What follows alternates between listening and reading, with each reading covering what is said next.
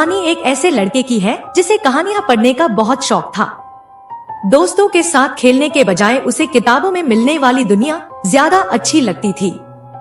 वो पढ़ाई से टाइम चुरा कर किस्से कहानियों में खो जाया करता था। फिर एक बार जब वो अपने घर के पास बनी लाइब्रेरी से किताबें ला रहा था, तब उसे वहाँ की लाइब्रेरियन, जो कि उसके कहानी के चाव को जानती थी, एक कहानी सुनाती है। सालों पहले की बात है, जब मैं एक छोटी बच्ची थी, तब किसी ने मुझे एक ऐसी किताब के बारे में बताया जिसे पढ़ने पर आप उस किताब के अंदर पहुंच जाते हो। ये बात सुनकर वो लड़का बहुत खुश होता है। उसे इस तरह की राज भरी कहानियां बहुत भाती थी। तब मैंने उस किताब को ढूंढने की ठानी। उस लाइब्रेरियन ने कहानी चालू रखी। मैंने दुकानों, मेलों, बाजारों, हर जगह ढूंढा, पर किसी ने ऐसी कोई किताब के बारे में कभी सुना ही नहीं था। तब आपने क्या किया? उस लड़के ने पूछा।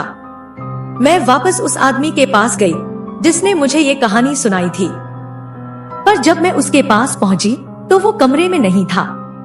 बस टेबल पर एक खुली किताब रखी हुई थी। जब बाकी कमरे ढूंढने के बाद मैं वापस लौटी, तब वो आदमी उस कमरे में बैठा मिला, पर वो किताब जो उसकी टेबल पर थी वो गायब थी। क्या टेबल पर रखी वो किताब ही जादुई किताब थी? उस लड़के ने पूछा।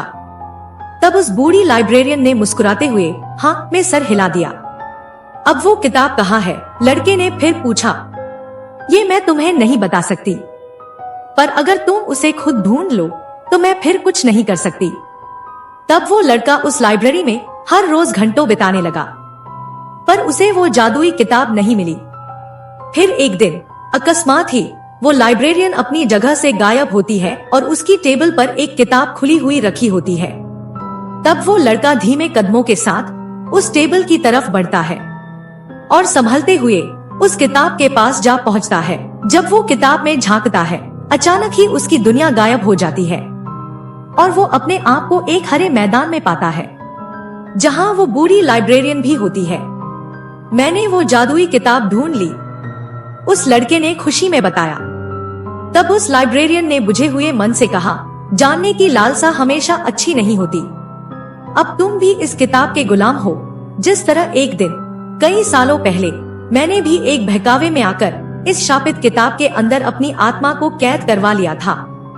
इस श्राप से मुक्ति तभी मिलती है जब कोई और अपने आप से इस किताब के अंदर आना चाहता है।